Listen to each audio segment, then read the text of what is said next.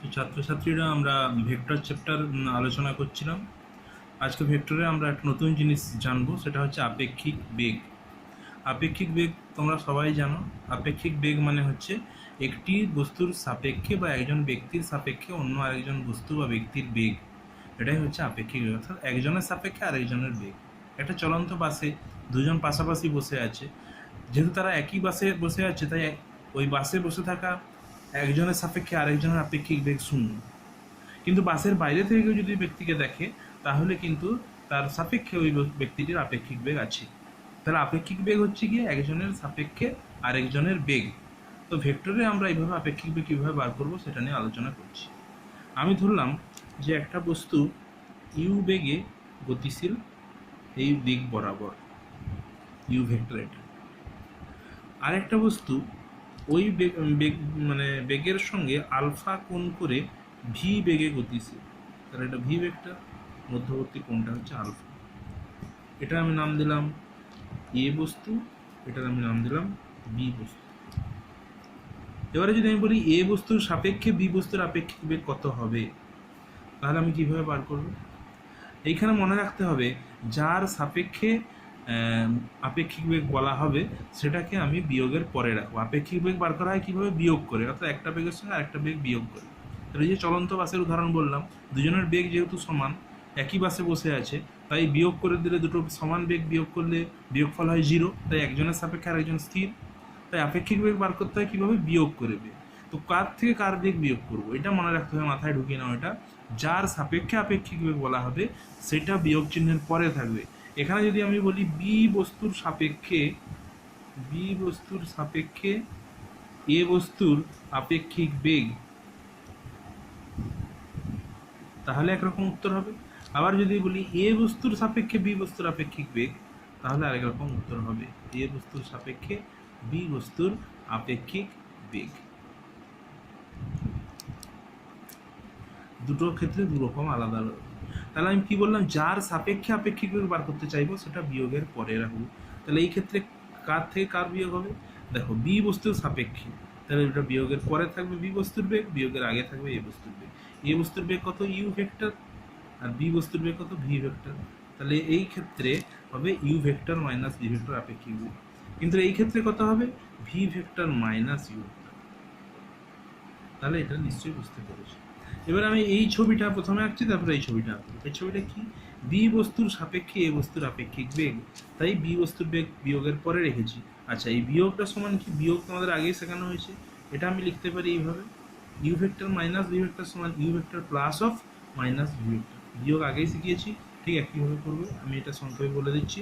তাহলে minus V, এদিকে যদি ভি হয় তার ঠিক সমান দৈর্ঘ্য করে বিপরীত দিকে বাড়াবো, এটা হবে মাইনাস ভি। তাহলে ইউ আর মাইনাস ভির লব্ধি কোনটা হবে? এটা যদি আমি সামান্তরিক আঁকি, এটা খাতায় তোমরা পরিষ্কার করে আঁকবে। এটা আমি যেহেতু বিয়োগ আগে শিখিয়েছি তাই আমি নতুন করে এটা আলাদা করে করাতে চাইছি না। তাহলে এটা হচ্ছে ডব্লিউ। এটাই হবে যে বি বস্তুর সাপেক্ষে এ বস্তুর আপেক্ষিক বেগ, এইটা ইউ মাইনাস ভি এটা। তাহলে এখানে ডব্লিউর মান কত হবে? এখানে ডব্লিউ সমান হবে রুটোভার, বিয়োগের সূত্র কি? ডব্লিউ সমান root over U square plus V square minus 2uv cos alpha. U আর ভির মধ্যবর্তী কোণ কত? আলফা। বারবার বলেছি বিয়োগের সময় সূত্রটা বলেছি। ইউ আর ভির এখানে যদি মাইনাস করো সূত্রে, তাহলে এই সূত্রে যখন মাইনাস লিখবে তখন এই আলফাটা কার কার মধ্যবর্তী কোণ? ইউ আর ভির মধ্যবর্তী কোণ। তাহলে ইউ আর ভির মধ্যবর্তী কোণ, কখনো ইউ আর মাইনাস ভির মধ্যবর্তী কোণ আলটা নিতে যাবে না, তাহলে কিন্তু ভুল হয়ে যাবে। তাহলে যদি সূত্রে যারা মাইনাস লিখবে তারা আলফাটা কার কার মধ্যবর্তী কোণ নেবে? ইউ আর ভির মধ্যবর্তী। তাহলে এটা হলো আমার আপেক্ষিক বেগের মান। আর অভিমুখ বার করার জন্য জানো ট্যান থিটা সমান, আমি ধরলাম আপেক্ষিক বেগটা ডব্লিউটা ইউ ভেক্টর অর্থাৎ এ বস্তুর বেগের সঙ্গে থিটা কোণ করে অবস্থান করছে। তাহলে ট্যান থিটা সমান কত হবে? ট্যান থিটার সূত্রটা কি? B sine alpha by A minus B cos alpha. B B মানে এখানে কোনটা? থিটার থেকে যেটা দূরে আছে, থিটার সঙ্গে লেগে আছে কে? দেখো ইউ। থিটার থেকে দূরে কে আছে? ভি। তাহলে বি হবে কোনটা? যেটা থিটার থেকে দূরে আছে, ভি। আর থিটার সঙ্গে অ্যাটাচড যেটা সেটা হবে এ। তাহলে এখানে আমরা জানি সূত্র ট্যান থিটা সমান বি সাইন আলফা। বি মানে এখানে কত? V sine alpha by A minus B cos alpha. A মানে কত? U. Minus B cos alpha tan theta সমান, আর এটাই মাধ্যমে আপেক্ষিক বেগের অভিমুখ আর এটাই আপেক্ষিক বেগের মান আমি বার করতে পারি। এটার ক্ষেত্রে কি হবে, এটার ক্ষেত্রে ছবিটা একটু চেঞ্জ হবে। এই পাশেই আমি আছি, ওই একই ইউ আর একই ভি আছে, মধ্যবর্তী কোণ আলফা, এটা ইউ ভেক্টর, এটা ইউ ভেক্টর। এখানে আমি করতে চাইছি কি V vector minus U vector, অর্থাৎ V vector plus of minus U vector, অর্থাৎ মাইনাস ইউটাকে আমি বিপরীত দিকে, ইউটাকে আমি বিপরীত দিকে বাড়াবো। ইউ তাহলে এর সমান ও সমান দৈর্ঘ্য, এখান থেকে একটা যাদের দৈর্ঘ্য এখান থেকে দৈর্ঘ্য একই, অভিমুক্তির চিহ্নটা এদিকে ছিল এদিকে নিলাম, এটা হচ্ছে মাইনাস ইউ ভেক্টর। তাহলে মাইনাস ইউ আর ভির লব্ধি কোনটা হবে, এটা যদি আমি সামান্তরিক অঙ্কন করি তাহলে এটা হবে ডাব্লিউ। তাহলে এক্ষেত্রে হবে আপেক্ষিক বেগ এটা, আগের ক্ষেত্রে আপেক্ষিক বেগ ছিল এটা। তাহলে আপনি দেখতে পাচ্ছ সাপেক্ষ চেঞ্জ হয়ে গেলে আপেক্ষিক বেগ চেঞ্জ হয়ে গেলে। তাহলে এখানে যেটা যদি ডব্লিউ হয়, ডব্লিউ ভেক্টর, ডব্লিউ বিয়োগের সূত্র একই। শুধু এখানে দেখো ডাব্লিউটা আমি ধরে নিচ্ছি যে ভির সঙ্গে থিটা কোণ করে যদি থাকে, তাহলে এ বিটা চেঞ্জ হবে, এটা যেভাবে চেঞ্জ হবে সেভাবে করবে। বিয়োগ তোমাদের শেখানো হয়েছে, তাই এটা তোমরা নিজেরাই করতে পারবে। তাই এখানে আপেক্ষিক বেগ জিনিসটা তোমরা এখান থেকে পড়বে। এরপরে আসছে গতিশীল ব্যক্তির সাপেক্ষে বৃষ্টির আপেক্ষিক বেগ। এটা আপেক্ষিক বেগের একটা বাস্তব উদাহরণ। বৃষ্টির মধ্যে তোমরা যদি সাইকেল চালিয়ে গিয়ে থাকো, গিয়ে দেখবে বৃষ্টি যদিও লম্বভাবে উপর থেকে পড়ে, কিন্তু যখন তোমরা জোরে সাইকেল চালাও মনে হয় যেন বৃষ্টিটা সামনের দিক থেকে আসছে। তাই বৃষ্টির থেকে বাঁচার জন্য আমাদের ছাতাটা কী করতে হয়, সামনের দিকে বাঁকিয়ে ধরতে হয়। এটা হচ্ছে গিয়ে কি, কিন্তু যদি দাঁড়িয়ে যাও সাইকেল নিয়ে, তখন দেখবে বৃষ্টি সরাসরি লম্বভাবে মাথার উপরে পড়ছে। কিন্তু আবার যখন সাইকেল চালানো শুরু করবে, অর্থাৎ গতিশীল হবে, তখনই দেখবে মনে হচ্ছে যেন বৃষ্টিটা সামনের দিক থেকে বেঁকে আসছে। এটাই হচ্ছে গিয়ে কি ব্যক্তির সাপেক্ষে বৃষ্টির আপেক্ষিক বেগ। তাহলে যদি আমি ভেক্টরের আকারে এটা প্রকাশ করি, এইভাবে উপর থেকে বৃষ্টি পড়ছে, আমি ধরে নিলাম বাতাস নেই, লম্বভাবে বৃষ্টি পড়ছে, স্থির বায়ু, তাহলে বৃষ্টি এভাবে পড়ছে। আর একজন ব্যক্তি এদিকে সাইকেল চালিয়ে গতিশীল আছে, এটা হচ্ছে ব্যক্তির বেগ আমি ধরলাম ভি, আর বৃষ্টি তাহলে উপর থেকে পড়ছে সোজাসুজি এভাবে লম্ব, বৃষ্টির বেগ আমি ধরলাম ইউ, তাহলে এটা ভি ভেক্টর, ব্যক্তির বেগ ভি ভেক্টর, আর বৃষ্টির বেগ হচ্ছে ইউ ভেক্টর।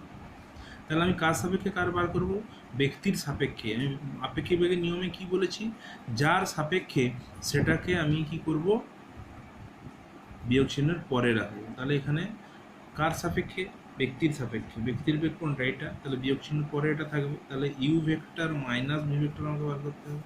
তাহলে ভি ভেক্টরটা বিপরীত দিকে বাড়াতে হবে, এদিকে বাড়াবে। দৈর্ঘ্য সমান এখান থেকে দৈর্ঘ্য যতটা, এখান থেকে এই দৈর্ঘ্য ততটা, শুধু এর অভিমুখ এদিকে ছিল, এর অভিমুখ এদিকে হলো, এটা হচ্ছে মাইনাস ভি ভেক্টর।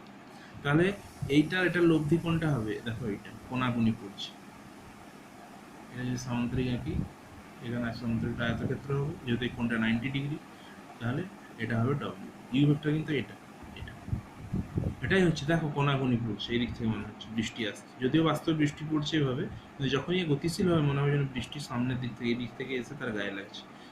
তার কারণ কি, এই ব্যক্তির সাপেক্ষে বৃষ্টির বেগটা চেঞ্জ হয়ে যাচ্ছে। আবার সে যখন স্থির হয়ে দাঁড়িয়ে যাবে তখন কিন্তু লম্বভাবে উপর থেকে বৃষ্টি পড়বে। তাহলে এই ক্ষেত্রে আপেক্ষিক বেগ, ব্যক্তির সাপেক্ষে বৃষ্টির আপেক্ষিক বেগ ডব্লিউ সমান কত হবে, বিয়োগের সূত্র, আপেক্ষিক বেগের সূত্র U square plus V square minus 2uv cos alpha. আলফার মান কত, ইউ আর ভির মধ্যবর্তী কোণ, এটা হচ্ছে ভি, এটা হচ্ছে ইউ, মধ্যবর্তী কোণ কত 90 ডিগ্রি, তাহলে কস 90 ডিগ্রি, কস 90 মান হয় কত 0, তাহলে ডব্লিউ সমান হচ্ছে √U square plus V square. এটা পেয়ে গেলাম আমি বৃষ্টির আপেক্ষিক বেগের মান। এবং বৃষ্টির আপেক্ষিক বেগের অভিমুখ বার করতে হবে আমাকে।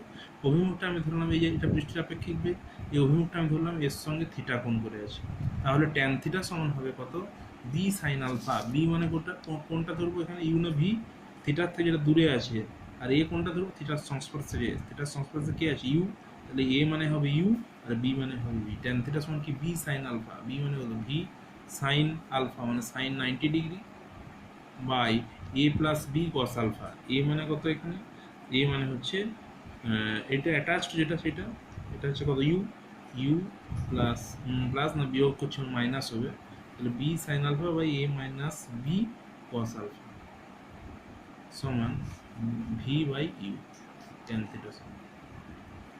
তাহলে এটা হলো এই থিটাটা বৃষ্টির আপেক্ষিক বেগের অভিমুখ প্রকাশ করবে, আর ডব্লিউটা বৃষ্টির আপেক্ষিক বেগের মান প্রকাশ করবে কার সাপেক্ষে? ব্যক্তির সাপেক্ষে। যেখানে ইউ হচ্ছে বৃষ্টির বেগ ধরেছি আর ভি আমি ধরেছি ব্যক্তির বেগ।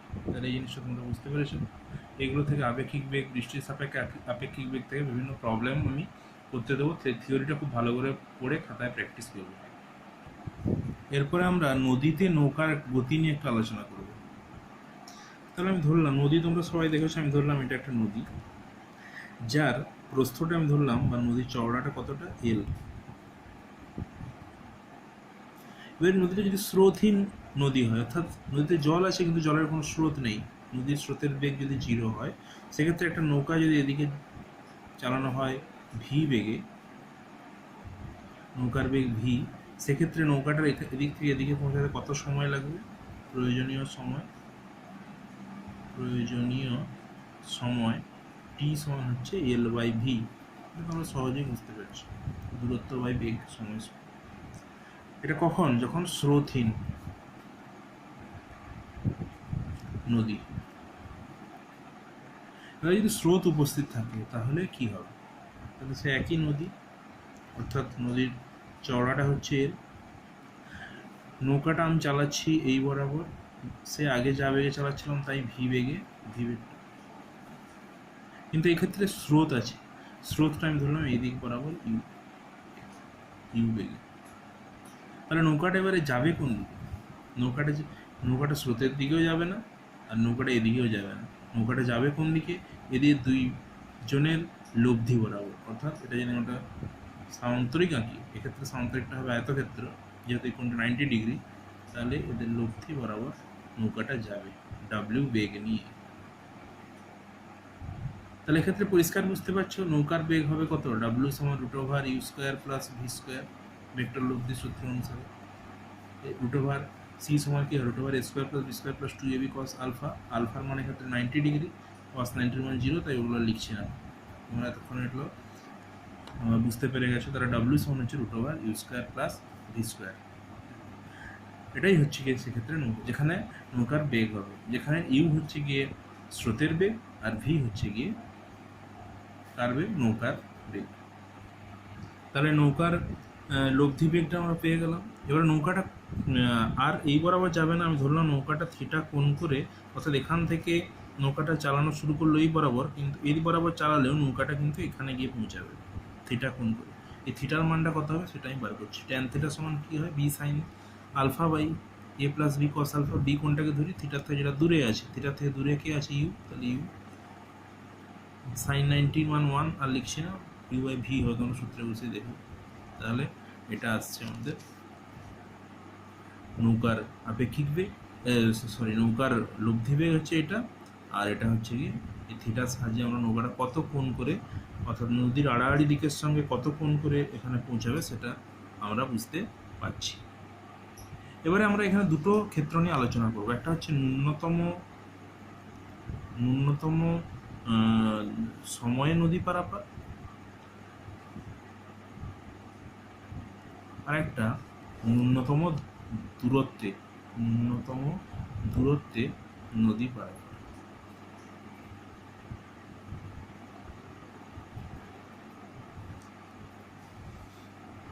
প্রথমে এটা আলোচনা করবো, খাতায় তোমরা আগে এটা লিখবে, ন্যূনতম দূরত্বে নদী পারাপার। তাহলে এটা নদী, একইভাবে নদীর দৈর্ঘ্য প্রস্থটা হচ্ছে এল, স্রোত আছে ইউ বেগে।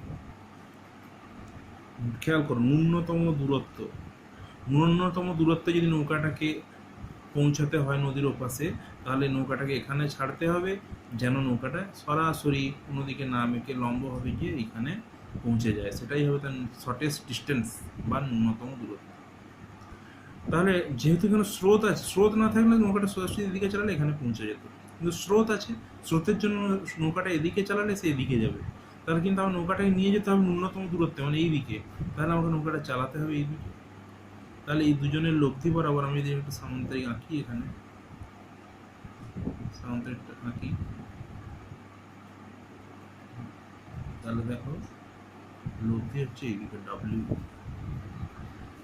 তাহলে সেই ক্ষেত্রে নৌকার বেগ ভি আর স্রোতের বেগ ইউ, নৌকাটা এদিকে চালাচ্ছি, স্রোতের বেগ ইউ, দুজনের লব্ধি বরাবর তাকে টেনে নিয়ে গিয়ে এখানে পৌঁছাচ্ছে। ছবিটা একটু বড় করে আঁকি, তাহলে এটা এটা এই এটা হচ্ছে স্রোতের বেগ ইউ, এটা নৌকার বেগ ভি, এটা লব্ধি বেগ ডব্লিউ।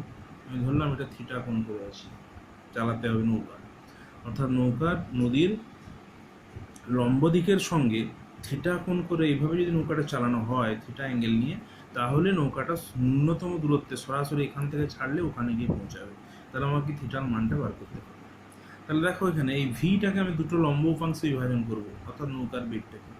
এদিকে একটা উপাংশ পাবো, এদিকে একটা উপাংশ, ভেক্টর বিভাজন করা হয়েছে। তাহলে ভিকে দুটো উপাংশে বিভাজন করলাম, এই ভেক্টরটাকে এদিকে একটা এদিকে একটা। এই উপাংশটার মান কত হবে? থিটার সঙ্গে অ্যাটাচড উপাংশ, তাহলে এটা কত হয়? কস ভি কস থিটা। আর এটা হচ্ছে থিটার থেকে দূরে থাকা উপাংশ, তাহলে ভিকে আমি ভেঙে এদিকে পেলাম ভি সাইন থিটা। এটা বিভাজনের সূত্র কাজে লাগালাম। ভি ভেক্টরকে ভেঙে লম্ব উপাংশে দুটো লম্ব উপাংশে বিভাজন করে আমি দুটো ভেক্টর পেলাম, একটা ভি কস থিটা, একটা ভি সাইন থিটা উপাংশ। দেখো ভি সাইন থিটার ঠিক বিপরীতে আছে ইউ, তাহলে ভি সাইন থিটার উপাংশটার কাজ কি হবে? এই নৌকার স্রোতের নদীর স্রোতের বেগটাকে প্রশমিত করে, অর্থাৎ ইউ সমান হচ্ছে ভি সাইন থিটা। ইউ সমান হচ্ছে ভি সাইন থিটা। এবং তাহলে নৌকাটা যে ভি বেগে আড়াআড়িভাবে থিটা কোণে চালানো হচ্ছে, সেই ভি বেগের একটা উপাংশ ভি সাইন থিটা কী কাজে খরচ হয়ে যাচ্ছে? নদীর স্রোতটাকে প্রশমিত করতে। আর বাকি কোনটা পড়ে থাকছে? ভি কস থিটা উপাংশ। এই ভি কস থিটা উপাংশটা দেখো নৌকাটাকে লম্বভাবে এদিকে নিয়ে পৌঁছাবে। তাহলে নৌকাটা এখান থেকে এখানে পৌঁছাতে সময় লাগবে টি ড্যাশ সমান দূরত্ব বাই বেগ L by V cos theta. দুটো সূত্র মনে রাখছে, কারণ এখানে এল এর নিচে ভি কস থিটা হলো কেন? তার কারণ এই ভি কস থিটা উপাংশটাই নৌকাটাকে এদিক থেকে এই এল দৈর্ঘ্য বরাবর এদিকে নিয়ে যাচ্ছে। তাহলে এই দুটো সূত্র মনে রাখতে হবে। এবারে দেখো ন্যূনতম সময়ে যদি আমি নৌকাটাকে আমি নিয়ে যেতে চাই নদীর ওপাশে, তাহলে আমাকে কী করতে হবে দেখছি। তাহলে টি ড্যাশটার মান এক্ষুনি আমি কত পেলাম? L by V cos theta. এই ছবিটা থিটা কোনটা এখানে? এই ছবিটা থিটা হচ্ছে এই কোনটা। আচ্ছা, টি ড্যাশড ন্যূনতম মানে সবচেয়ে ছোট, সবচেয়ে কম হবে কখন? একটা ভগ্নাংশ সবচেয়ে কম হবে যখন এটা হবে সবচেয়ে বড়, তখন ভাগফলটা হয়ে যাবে সবচেয়ে কম। এটা কস থিটার সর্বাধিক মান কত হয়? 1 হয়। কস থিটার মান 1 থেকে বেশি হতে পারে না। কখন হয়? যখন থিটার মান হয় কত ডিগ্রি? 0 ডিগ্রি। থিটার মান হয় যখন 0 ডিগ্রি, তখন হয়ে যায় কস থিটার মান 1, অর্থাৎ সময়টা তখন হয়ে যাবে টি ড্যাশ, সময়টা হয়ে যাবে সবচেয়ে ছোট ন্যূনতম। তার কারণ কি? এটা নিচেরটা ভগ্নাংশের হরটা হচ্ছে সবচেয়ে বড় সর্বাধিক, তাহলে টোটাল ভগ্নাংশটা হয়ে যাবে সবচেয়ে ছোট ক্ষুদ্রতম ন্যূনতম। তাহলে টি ড্যাশটা হয়ে যাচ্ছে ন্যূনতম। কখন হচ্ছে? যখন থিটার মান 0 ডিগ্রি। তাহলে ছবিটায় ফিরে আসে। তাহলে ন্যূনতম সময় নদী পার করতে হলে আমাকে থিটাটা কত রাখতে হবে? 0 ডিগ্রি। এই থিটাটা কমতে কমতে 0 ডিগ্রি কখন হবে? যখন এই দিক বরাবর লম্ব দিক বরাবর আমি নৌকাটা চালাবো। তাহলে ন্যূনতম সময় নদী পেরাতে হলে আমাকে নৌকাটা কোন দিকে চালাতে হবে? এই দিক বরাবরই চালাতে হবে। স্রোত থাকুক যাই বেগে, নৌকাটা আমাকে এই দিক বরাবর চালাতে হবে। তাহলে লব্ধি এই বরাবর গিয়ে নৌকাটা এখানে পৌঁছে যাবে, কিন্তু সময় সবচেয়ে কম লাগবে। সময় কম লাগবে, তো কম সময় যদি আমি নদীটা পেরাতে চাই তাহলে আমাকে এই দিকে লম্বভাবে নৌকাটা চালাতে হবে। তার ফলে নৌকাটা পৌঁছাবে কিন্তু এখানে, কিন্তু টাইম কম লাগবে। আর যদি আমি চাই না আমি ন্যূনতম দূরত্ব এখানেই পৌঁছাবো, তাহলে নৌকাটা আমাকে চালাতে হবে এই দিক বরাবর। কত কোণ করে চালাবো সেটা আমাকে এখানে হিসাব করে নিতে হবে। এই থিটার মানটা ইউ সমান ভি সাইন থিটা থেকে থিটার মানটা বেরিয়ে যাবে। কত কোণ করে চালালে আমি সরাসরি লম্বভাবে এটা পৌঁছাতে পারবো শর্টেস্ট ডিস্টেন্সে, আর সবচেয়ে কম ন্যূনতম সময় ন্যূনতম দূরত্ব। এই দুটো জিনিস তোমরা এখান থেকে পড়ো। আর এরপরে আসছে ভেক্টরের গুণ। ভেক্টরে আমরা যোগ শিখলাম, বিয়োগ শিখলাম, এর বিভাজন শিখলাম। এরপরে আসছে ভেক্টরের গুণ। ভেক্টরের গুণ দুই প্রকার, একটা হচ্ছে ডট গুণফল বা স্কেলার গুণফল, একটা হচ্ছে ক্রস গুণফল বা ভেক্টর গুণফল। দেখো আমরা যদি দুটো স্কেলার গুণ করি 2 × 3 এভাবে লিখলাম, এটাও হবে 6। আবার আমি যদি লিখি 2 × 3, এটাও হবে 6। 2.3 সমান 6, 2 × 3 সমান 6, অর্থাৎ ডট গুণফল।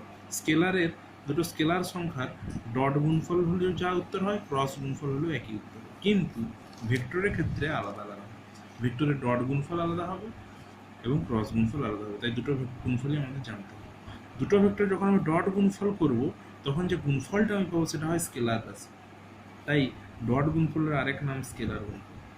আর দুটো ভেক্টর রাশি যখন আমরা ক্রস গুণফল করব তখন যে গুণফলটা পাবো আমি সেটা আমি পাবো, গুণফলটা হচ্ছে ভেক্টর রাশি, তাই ক্রস গুণফলের আরেক নাম ভেক্টর গুণফল। তাহলে ডট গুণফলের আরেক নাম কেন স্কেলার গুণফল বুঝতে পেরেছো? তার কারণ গুণফলটা হয় স্কেলার। দুটো ভেক্টরকে যদিও ডট গুণফল করলে গুণফলটা হয় স্কেলার। কোথায় করেছো? ক্লাস 9-এ পড়েছো, কার্য সমান বল ইন্টু সরণ। বল ইন্টু সরণ পড়েছো। কার্য কী রাশি? স্কেলার রাশি। কিন্তু বল কী রাশি? ভেক্টর রাশি। সরণ কী রাশি? ভেক্টর রাশি। তাহলে বল আর সরণ দুটো ভেক্টর রাশি, গুণ করে আমি পেয়েছি কার্য, কিন্তু কার্য হচ্ছে স্কেলার রাশি। তাহলে সেটা কী গুণফল? ডাব্লিউ সমান তোমরা পড়েছো এফ ডট এস, কোথাও কিন্তু তোমরা দেখো নি ডাব্লিউ সমান এফ ক্রস এক্স, এটা কোথাও লিখুন, এটা ভুল। তার কারণ দুটো ভেক্টর ডট গুণফল করলেই আমরা গুণফলটা পাই স্কেলার, তাই এক্ষেত্রে গুণফলটা হচ্ছে ডট গুণফল। তাই ভেক্টরের গুণফল হচ্ছে দু রকম, একটা হচ্ছে ডট গুণফল, একটা হচ্ছে ক্রস গুণফল। দুটো গুণফলে এবার আমাদের শিখতে হবে। প্রথমে স্কেলার গুণফল বা ডট গুণফল সম্বন্ধে আলোচনা করছি। এখানে মনে রাখতে হবে A vector dot B vector সমান এ বি কস থিটা, এই সূত্রটা মনে রাখতে হবে। অর্থাৎ এ একটা ভেক্টর আর বি একটা ভেক্টর, দুটো আলাদা আলাদা ভেক্টর, তাদের ডট গুণফল করেছি। এ ডট বি সমান হচ্ছে এ বি কস থিটা। এখানে এ হচ্ছে কি না এ ভেক্টরের মানটা, মানে এ, এখানে এও লিখতে পারি বা মড অফ এ লিখতে পারি, মানে এ ভেক্টরের মান হচ্ছে, আর বিটা হচ্ছে বি ভেক্টরের মান। দেখো মাথায় তীর চিহ্ন নিয়ে মানে শুধু মান, বা মড অফ এও মড অফ বিও লিখতে পারো। আর কস থিটা, থিটাটা কি এ ভেক্টর বি ভেক্টরের মধ্যবর্তী কোণ। তাহলে এই সূত্রটা ভালো করে মনে রাখতে হবে, এ ডট বি সমান হচ্ছে এ বি কস থিটা। এবারে ডট গুণফলের কিছু ধর্ম আছে। দেখো দুটো একই ভেক্টরের ডট গুণফল করলে হয়ে যায় সেটা এ স্কোয়ার। দুটো একই ভেক্টরের গুণফল করলে হয়ে যায় এ স্কোয়ার। কেন? দুটো একই একই ভেক্টর, এটা একটা ভেক্টর আর তার উপরে একই ভেক্টর, দৈর্ঘ্য একই, তাহলে এটাও এ ভেক্টর এটাও এ ভেক্টর, তাহলে তার মধ্যবর্তী কোণ কত হবে? 0 ডিগ্রি। তাহলে যদি 0 ডিগ্রি হয় তাহলে cos 0 মান কত হয়? cos 0 মান হয় 1। cos 0 মান যদি 1 হয় তাহলে A vector dot A vector সমান, আমরা A vector dot B vector সমান এ বি cos থিটা। তাহলে এখানে এর মান কত? এ, আর বি মানে এখানে এ, তার মানও এ, আর cos থিটা মানে 0 ডিগ্রি, তাহলে এটা হয়ে যাচ্ছে এ স্কোয়ার, cos 0 মান 1, তাহলে A vector dot A vector মানে এ স্কোয়ার। এটা বুঝতে পেরেছি, সবই এই সূত্র থেকে আসবে। Next A vector dot B vector সমান B vector dot A vector হয়, অর্থাৎ এটা বিনিময় নিয়ম মেনে চলে, এটা মনে রাখতে হবে। আবার দুটো ভেক্টর যদি পরস্পরের উপর লম্ব হয়, ধরো এটা একটা ভেক্টর, এটা এ ভেক্টর, আর এটা একটা ভেক্টর বি ভেক্টর, তো মধ্যবর্তী কোণ যদি 90 ডিগ্রি হয় তাহলে আমি বলতে পারি এ ভেক্টর ভেক্টর পরস্পরের উপর লম্ব। সেক্ষেত্রে এই দুটো ভেক্টর ডট গুণফল করলে গুণফলটা হবে 0। তার কারণ পরিষ্কার বুঝতে পারছো, প্রথম সূত্র হচ্ছে এ ডট বি সমান এ বি কস থিটা, থিটার মান হয়ে যাচ্ছে 90 ডিগ্রি, কস 90 মান 0, তাহলে টোটাল গুণফলটা হয়ে যাবে 0। তাহলে দুটো ভেক্টর পরস্পরের উপর লম্ব হলে তাদের ডট গুণফল হয় কত? 0। এটা ভালো করে মনে রাখবে। তাহলে দুটো ভেক্টর তোমাকে দেওয়া আছে, দিয়ে বলছে তুমি পরীক্ষা করে দেখো দুটো ভেক্টর লম্ব কি না, তখন তুমি কী করবে? তাদের ডট গুণফল করবে। ডট গুণফল করলে যদি দেখো উত্তর 0 আসছে তাহলে তুমি বলে দিতে পারো যে ওই দুটো ভেক্টর পরস্পরের উপর লম্ব। তাহলে এই নিয়মগুলো তোমাদের মনে রাখতে হবে। নেক্সট আরও কয়েকটা ডট গুণফল বলছি। ধরো I cap dot I cap সমান কত হবে? তাহলে 1। কেন? এ ভেক্টর ডট এ ভেক্টর সমান কত হয়? এ স্কোয়ার। তাহলে I cap dot I cap সমান কী হবে? দুটো সমান সমান ভেক্টর। আই ক্যাপ কালকে বলেছি, আই ক্যাপ মানে কি? এক্স অক্ষের দিকে ধনাত্মক, এক্স অক্ষের দিকে একক ভেক্টর, তাহলে এর মানটা হয় কত? 1। এ ডট বি সমান কি? এ বি কস থিটা, এ মানে এ ভেক্টরের মান, তাহলে আই ভেক্টরের মান 1, এটাও আই ভেক্টরের মান 1, কস 0 ডিগ্রি, কস 0 ডিগ্রির মান কত? 1, তাহলে 1-এর সঙ্গে গুণ করলে 1, তাহলে I cap dot I cap সমান কত আসছে? 1, তাহলে I cap dot I cap সমান 1। একইভাবে J cap dot J cap সমান 1, একইভাবে কে ক্যাপ ডট কে ক্যাপ সমান 1, এগুলো মনে রাখতে হবে। কিন্তু আমি যদি I cap dot J cap করি,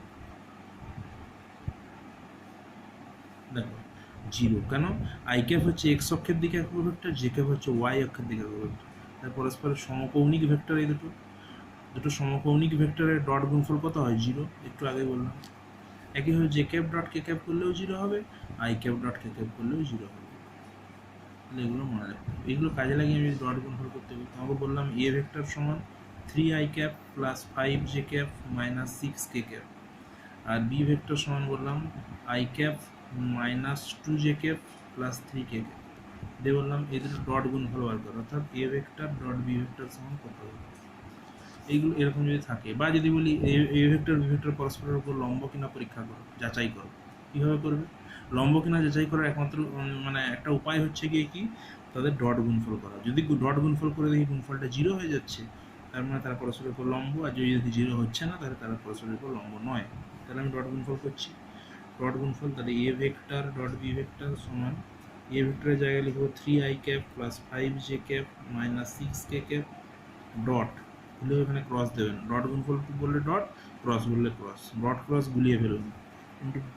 আর এটা হচ্ছে i cap minus 2j cap plus 3k cap B vector সমান গুণ করবো 3i ক্যাপের সঙ্গে i ক্যাপ গুণ করলাম 3, i ক্যাপ 1 হয়ে যায়, প্রথমে বলেছি ডট গুণফল যেহেতু করি 1। এটা i ক্যাপের সঙ্গে j ক্যাপ গুণ করবো, 0 হয়ে যাবে, গুণ করার দরকার নেই। i ক্যাপের সঙ্গে k ক্যাপ গুণ করবো, 0 হয়ে যাবে, গুণ করার দরকার নেই। 3 প্লাস 0 প্লাস 0 প্লাস j ক্যাপের সঙ্গে i ক্যাপ গুণ করবো, 0 হয়ে যাবে, j ক্যাপের সঙ্গে j ক্যাপ গুণ করবো, এই গুণটা হবে। এবং 5-এর সঙ্গে -2 গুণ করলে -10, আর j cap dot j cap মানে 1, এটা হচ্ছে j cap dot j cap মানে 1 plus j cap dot k cap করলে 0, চলে এলাম এটাই। k cap dot i cap করবো 0, k cap dot j cap করবো 0, k cap dot k cap এইটা হবে। দেখো -6-এর সঙ্গে +3 গুণ করলে -18, আর k cap dot k cap মানে 1। তাহলে গুণফলটা কত আসছে? 3 -28 সমান -25। তাহলে 0 যদি হতো তাহলে আমি বলে দিতে পারতাম এবার বি পরস্পরের উপর লম্ব, যেহেতু নট ইকুয়ালস টু 0 তাহলে আমি এ আর বি পরস্পরের উপর লম্ব নয়। আর যদি বলে ডট গুণফল বার করো তাহলে উত্তর আসছে এটা। তাহলে এইভাবে আমাদের ডট গুণফল করতে হবে। এখানে দেখো ডট গুণফল করে আমি একটা স্কেলার রাশি সংখ্যা একটা পেয়েছি, মানে স্কেলার রাশি, তাই ডট গুণফলের আরেকটা নাম হচ্ছে স্কেলার গুণফল। এখান থেকে আরেক ধরনের ডট গুণফল থেকে প্রশ্ন আসে, যদি বলে এ ভেক্টর দেওয়া আছে এটা, বি ভেক্টর দেওয়া আছে এটা, এদের দুজনের মধ্যবর্তী কোণ বার করতে হবে। তাহলে আমি ডট গুণফলের মাধ্যমে মধ্যবর্তী কোণ বার করতে পারি কীভাবে?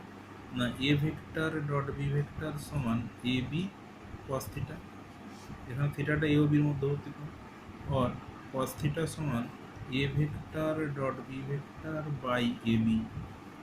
এ ভেক্টর ডট বি ভেক্টর মান কত এভাবে বার করে নিতে হবে, সেটা হচ্ছে -25, আমি আগেই বার করে নিয়েছি, বাই এ বি। এ মানে এ ভেক্টরের মান, বি মানে বি ভেক্টরের মান। এ ভেক্টরের মান কত হবে?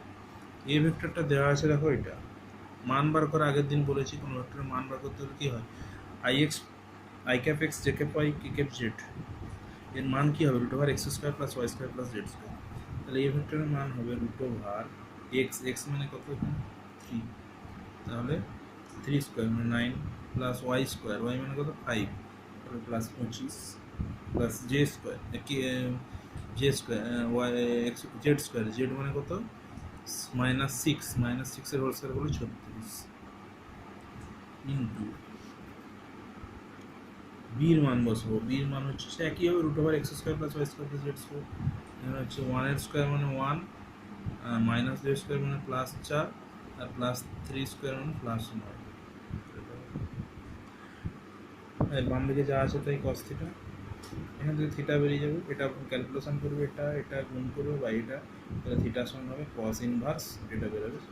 তাহলে এইভাবে আমি এ ভেক্টর বি ভেক্টর মধ্যবর্তী কোণ বার করতে পারি। তাহলে এইভাবে আমি ডট গুণফল কাজে লাগিয়ে বিভিন্ন কাজ করতে পারি।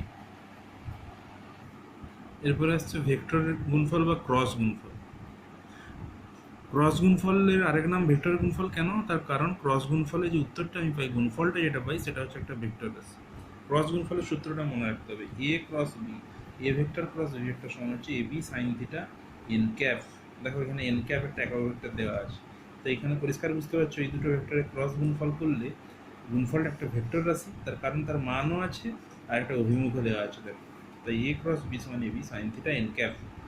আর এ ক্রস বি যদি মড নিই, অর্থাৎ এই ক্রস গুণফলটা যদি শুধু মানটা আমি বিবেচনা করি, তাহলে এন ক্যাপটা থাকবে না, এ ক্রস বির মান হচ্ছে এ বি সাইন থিটা।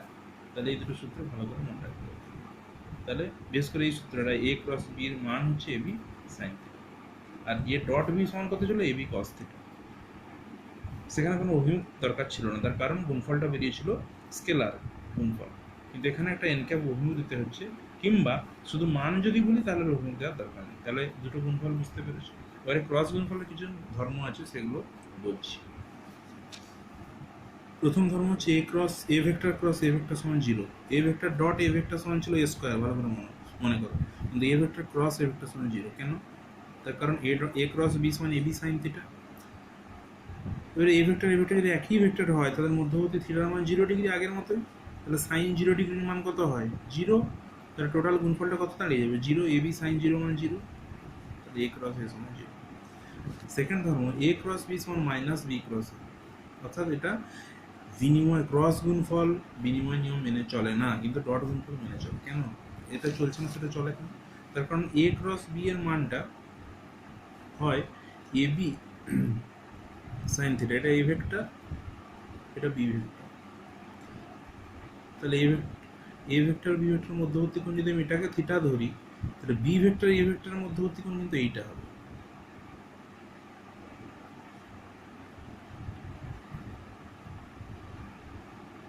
অর্থাৎ একটা হবে সাইন থিটা, বা এটা থিটা, এদিকটা আমি যদি থিটা ধরি, এটা যদি নাও ধরো, এদিকটা থিটা ধরলে এদিকটা আমাকে ধরতে হবে মাইনাস থিটা। এবার সাইন মাইনাস থিটা সমান কত হয়? Minus sine theta. কিন্তু কস মাইনাস থিটা সমান কত হয়? Cos theta. তাই এর সঙ্গে বির ভেক্টর যদি আমি ডট গুণফল করি, যখন কস থিটা আসছে, কস থিটাটা আমি এদিক থেকে থিটাটা ধরি বা ওদিক থেকে ধরি, মাইনাস ধরলেও একই রেজাল্ট আসবে, কারণ কস মাইনাস থিটা সমান কস থিটা। কিন্তু সাইন থিটাটা আমি কোন দিক থেকে বিচার করছি, অর্থাৎ এ থেকে বি, মানে এ ক্রস বি করছি না বি ক্রস এ করছি, তার উপর নির্ভর করে যাচ্ছে একটা মাইনাস আসবে কি আসবে না। তাই এ ক্রস বি আর বি ক্রস এ কিন্তু একই নয়, এই সাইন থিটাও জিনিসটা থাকার জন্য। এ ক্রস বি সমান মাইনাস অফ বি ক্রস এ, অর্থাৎ ভেক্টরের ক্রস গুণফল বিনিময় নিয়ম মেনে চলছে না। তোমরা এগুলো বই থেকে পড়বে। এরপরে আই ডট আই সমান সেখানে ছিল 1, জে ডট জে সমান ছিল 1, কে ডট কে সমান ছিল 1, কিন্তু এখানে আই ক্রস আই সমান হচ্ছে 0। তার কারণ কি? সাইন, এই যে দুটো একই ভেক্টর, তাহলে সাইন 0 ডিগ্রি, সাইন 0 মান 0, সেটা ছিল কস 0, তাই 1 হয়েছিল। এটা হচ্ছে আই ক্রস আই সমান 0, এবং মনে রাখতে হবে জে ক্রস জে সমান 0, কে ক্রস কে সমান 0। কিন্তু আই ক্রস জে সমান কত হবে? সেখানে আই ডট জে সমান 0 বেরিয়েছিল, কিন্তু এখানে আই ক্রস জে সমান কত হবে, বা জে ক্রস আই সমান কত হবে? এগুলো কীভাবে বার করবো? তাহলে যদি দুটো আলাদা আলাদা থাকে, তাহলে ক্রস গুণফল কীভাবে বার করবো? একটা সহজ নিয়ম বলে দিচ্ছি, এভাবে বার করবে। এখানে লেখো আই, এখানে লেখো জে, এখানে লেখো কে, দিয়ে ঘড়ির কাঁটা যেদিকে ঘুরে সেদিকে তীর চিহ্ন দেওয়া হবে। বুঝেছো? তাহলে দেখো যে দুটো গুণ, আমি যদি বলি I cross J, I cap cross J cap সমান 3 নম্বর যেটা পড়ে থাকবে সেইটা কে ক্যাপ। এবারে চিহ্নটা প্লাস হবে না মাইনাস হবে? যেহেতু আমি আই থেকে জের দিকে এসেছি, তাহলে ঘড়ির কাঁটার দিকে এসেছি, তীর চিহ্ন বরাবর এসেছি, ঘড়ির কাঁটার দিকে এলে প্লাস, কিছু লিখছি না। কিন্তু যদি ঘুরে জে ক্রস আই বলি, J cap cross I cap, সেক্ষেত্রে দেখো জে আর আই গুণ করলাম, তৃতীয় কে পড়ে থাকছে কে, তাহলে এখানে আমি কে ক্যাপ লিখে দিই। এবার প্লাস না মাইনাস বিবেচনা করবো, জে থেকে আইতে যাচ্ছি, তীর চিহ্ন বিপরীতে, ঘড়ির কাঁটা বিপরীতে যাচ্ছি, তারপর মাইনাস হবে। তাহলে একইভাবে তোমরা বলো, আমি যদি বলি K cross I, K cap cross I cap সমান কত হবে? K cap cross I cap, K আর আই 3 নম্বর কে পড়ে যাচ্ছে জে, তাহলে জে কে হবে। প্লাস না মাইনাস? কে থেকে আইতে যাচ্ছি, ঘড়ির কাঁটার দিকে যাচ্ছি, তাহলে প্লাস।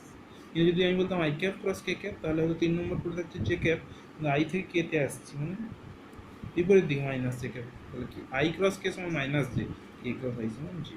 তাহলে এইভাবে আই ক্রস গুণফল করার জন্য এই ছবিটা মনে রাখা জরুরি। তাহলে এভাবে দুটো ভেক্টর দেওয়া আছে, এদের ডট গুণফল করা আগে শিখিয়েছি। এদের যদি ক্রস গুণফল করতে হয় তাহলে কীভাবে করব?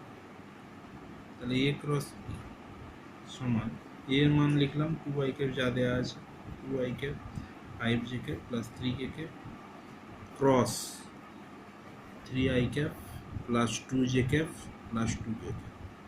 এবার এটা গুণ করবো, 2 আর 3 গুণ করলাম, আই ক্যাপ ক্রস আই ক্যাপগুলো 0 হয়ে যাবে, একটু আগে বললাম। তাহলে I cap cross I cap 0 হয়ে যাবে। এবার I cap cross J cap, 2 আর 2 4, এবার আই আর জে পাশে এটা এঁকে নাও, আই জে কে, আইয়ের সঙ্গে গুণ করছি জে, তাহলে 3 নম্বর কে পড়ে আছে কে, একই দিকে আসছে প্লাস কে, তাহলে 4k ক্যাপ। এবার আইয়ের সঙ্গে কে গুণ করবো, 2 2 4, আই থেকে কে গুণ করলাম, 3 নম্বর পড়ে আছে জে, এদিকে বিপরীত দিকে আসছে মাইনাস জে, তাহলে মাইনাস, বা এটা -4 জেকে লিখতে পারো, প্লাস, এবার এটার সঙ্গে 3টে গুণ করবো, তারপরে আবার এইটার সঙ্গে 3টে গুণ করবো, দিয়ে 3টে একসঙ্গে সাজিয়ে লিখবো। এইভাবে তোমরা গুণটা করবে বাড়িতে, এটার সঙ্গে এই 3টে গুণ, তারপরে এটার সঙ্গে এই 3টে গুণ, এটার সঙ্গে 3টে গুণ। সমজাতীয় আই ক্রস আই করলে 0 হয়ে যাবে, জে ক্রস জে করলে 0 হবে, কে ক্রস কে করলে 0 হবে, বাকিগুলো 0 হবে না। এখান থেকে বসাবে, গুণ করবে, গুণ করে এবার আইগুলো যোগ করবে, যোগ বা বিয়োগ, যেগুলো যোগ বা বিয়োগ, কেগুলো যোগ বা বিয়োগ করবে। এভাবে আই ক্যাপ বার করবে এ ক্রস বির মানটা। এর ক্রস গুণফল আমি বার করলাম। এটা আরেকটা নিয়মে বার করা যেতে পারে, আর সেকেন্ড বিকল্প নিয়ম আমি বলে দিচ্ছি। বিকল্প নিয়ম এভাবে লিখবে, এখানে লিখবে আই ক্যাপ, এখানে লিখবে জে ক্যাপ, এখানে লিখবে কে ক্যাপ। এখানে আই ক্যাপের তলায় কী কী লিখবে, একটা দেওয়া আছে আই ক্যাপের সঙ্গে 2 আছে সহ, আর একটা 3 আছে, তাহলে 2 আর 3। জে ক্যাপের তলায় কী কী লিখবে, 5 আর 2, 2 আর 5 লিখবেন, উপরেরটা আগে লিখবে, নিচেরটা পরে লিখবে, 3 আর 2 তারপরে, উপরেরটা আগে, নিচেরটা, উপরেরটা উপরে, নিচেরটা নিচে, উপরেরটা উপরে, নিচে, এইভাবে সমান আই ক্যাপ ইন্টু, যখন আই ক্যাপ ধরবো তখন এই লাইনটা বাদ, বাকি 4জন পড়ে আছে, 4জনের মধ্যে কোনাকুনি গুণ হবে, বজ্রগুণের মধ্যে, 5 2 10 minus 3 2 6 minus J cap into, যখন জে ক্যাপ ধরবে তখন জে ক্যাপের এই লাইনটা বাদ হবে, এই লাইনটা পড়ে হবে, তাহলে পড়ে থাকছে এই দুজন, 2 2 4, আগে এই গুণটা করবে, এদিকের গুণ আগে হবে, মাইনাস 3 3 9 প্লাস কে ক্যাপ ইন্টু, কে ক্যাপের লাইন এটা বাদ পড়ে যাচ্ছে, তাহলে এই 4জন পড়ে আছে, এই 4জন, আগে এই গুণটা হবে, 2 2 4 মাইনাস 5 3 15, তাহলে 10 থেকে 6 বিয়োগ করলে 4 আই ক্যাপ, এটা হচ্ছে প্লাস -5, আর এখানে মাইনাস প্লাস 5 জে ক্যাপ, আর এটা হয়ে গেল -11 কে ক্যাপ। এইভাবে তোমরা গুণটা দেখো, এটা এভাবে করলে একই রেজাল্ট আসবে, এইভাবে করলেও একই রেজাল্ট আসবে, এটাও করে দেখো, দুটোর ক্ষেত্রে একই রেজাল্ট আসবে। অর্থাৎ এই পদ্ধতি বা এই পদ্ধতি, যে কোনো একটা পদ্ধতিতে তোমরা ক্রস গুণফল করবে।